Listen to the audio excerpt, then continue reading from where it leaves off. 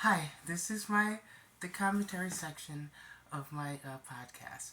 Now, this is what I want to talk about. And one of the songs I did was the election.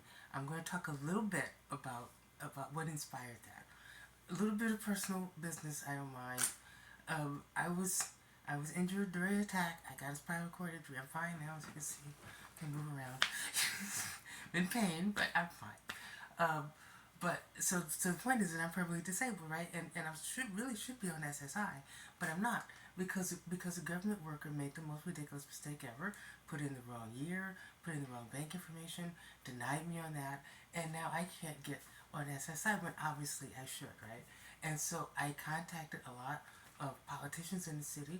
One politician who I haven't checked the latest news, but the last I heard is that he's thinking about running, Aaron Peshkin. Absolutely love Aaron Peshkin. If Aaron Peshkin runs, he's got my vote. Nothing. He has. He hasn't. It's not a paid endorsement. It's just.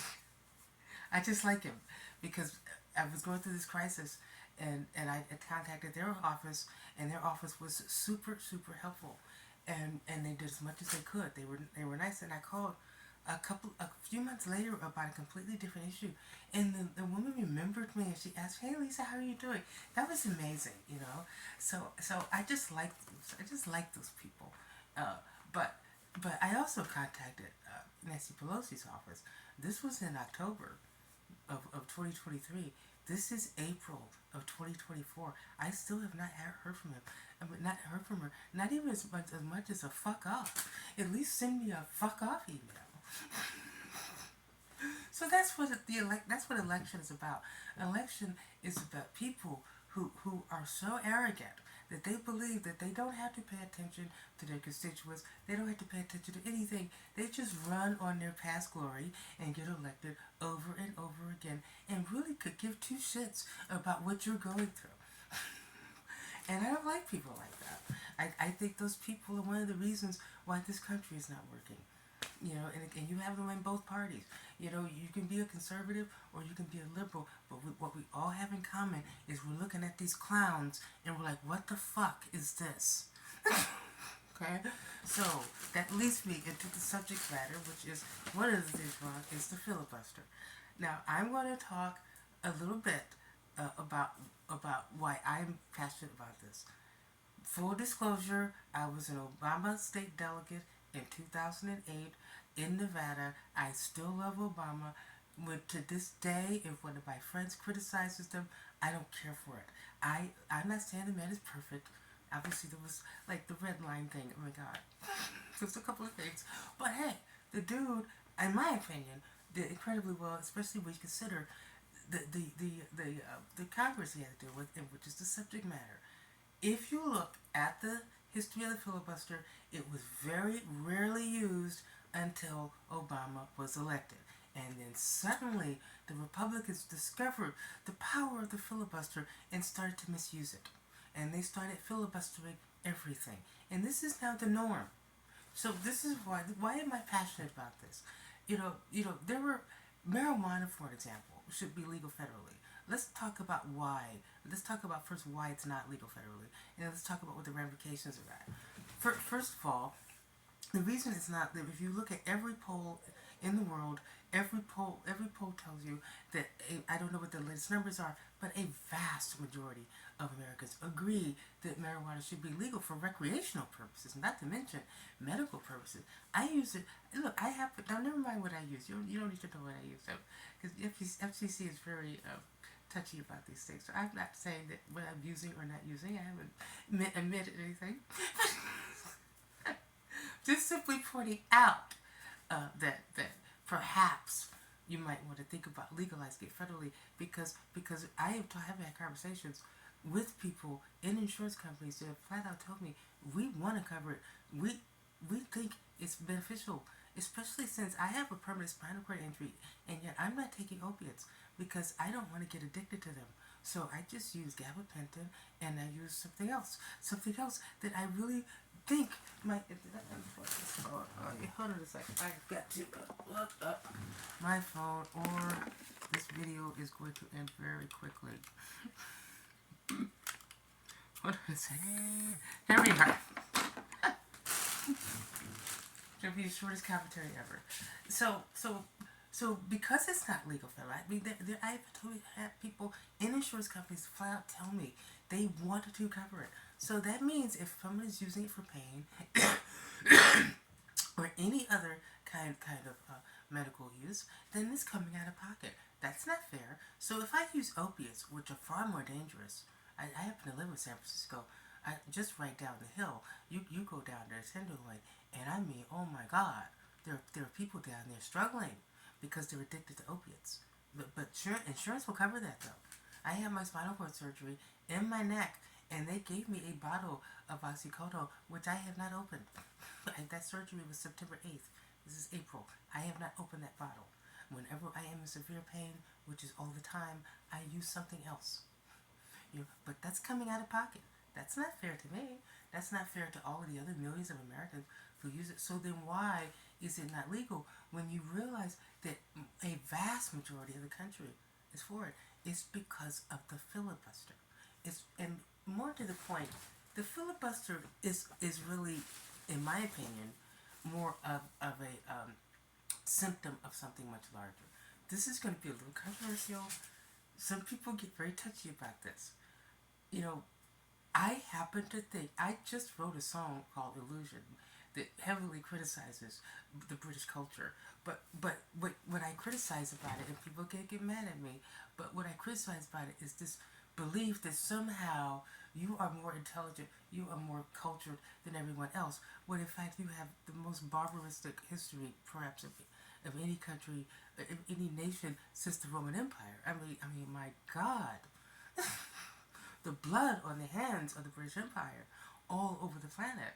So it's really not a good idea to go around pretending that you're somehow better than everyone else when clearly you're not.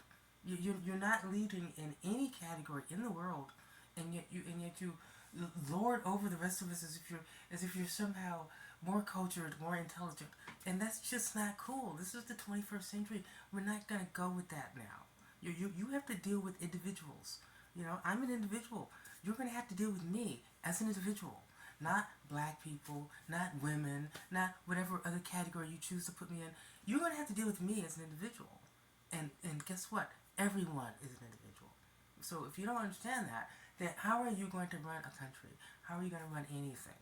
So I'm certainly not suggesting that we copy the British culture and some of the things. I'm not trying to come down to British people, but there are certain things that you need to get rid of. It's the 21st century. Get rid of it. You're being silly. Get rid of it. Okay, it's the 21st century. Let's go. Let's go. It's time to move. Time to elevate. Time to evolve. Get rid of that nonsense. Get rid of it. Okay? But what I think we should copy is the parliament system. Now, this is a little controversial. Hear me out here. I'm not saying that our system is awful and evil and must be destroyed. I'm not saying anything like that. I just happen to think that the parliamentary system is more logical. This is what happened with Obama. Obama ran for president. He said, I'm going to do this, I'm going to do that, I'm going to do the other. And a certain amount of people said, hey, I like that. A certain amount of people said, hey, I don't like that. There was an election. He won. So that means he should be able to do it. Except he couldn't. Because, and this is what really, really annoys me. I cannot tell you how many times I've heard people say, oh, well, he's president. He can do whatever he wants. No, he can't. It depends on the Congress that he has. It depends upon the Supreme Court. It depends upon a lot of things. He's not a dictator. Understand how your government works. Be an intelligent human being. This is a democracy. You're an adult. Be intelligent. Be logical about what you're doing. Okay? The reason that Obama accomplished a lot considering the Congress that he had. But just imagine if we had a parliamentary system. This is how the parliamentary system works. Instead of an individual president, an individual winning a nomination and then winning the presidency, basically what's happening there is, and no offense against anyone, but you have people in Congress, some of whom was not that happy about him being president. They thought somebody else should be president. And they kind of got in his way a little bit because they were petty. and childish, and we had to suffer for that. The voters, because you couldn't get over losing a primary. So I'm sorry, but that's just the truth. Okay, but and there are other people who got in the way as well, and still they accomplished a lot of stuff. But just imagine the parliamentary system. The way the parliamentary system works is you have various parties. They have a head of their party. In our case, you would have the Republican Party, you would have the Democratic Party, you'd have the Green Party, you would have the Libertarian Party, and you would have a few other parties, and maybe several others, and they would all run, and the country would decide, okay, I like this party's vision, I like that party's vision, whatever. Now, that particular party wins the parliamentary seats. They win the majority of the seats. The leader of that party then becomes the prime minister, and you don't have to call it. You want to keep calling it president? I don't care. Go ahead. It's fine. But the point is that this person now has a Congress they can work with because they were all elected collectively.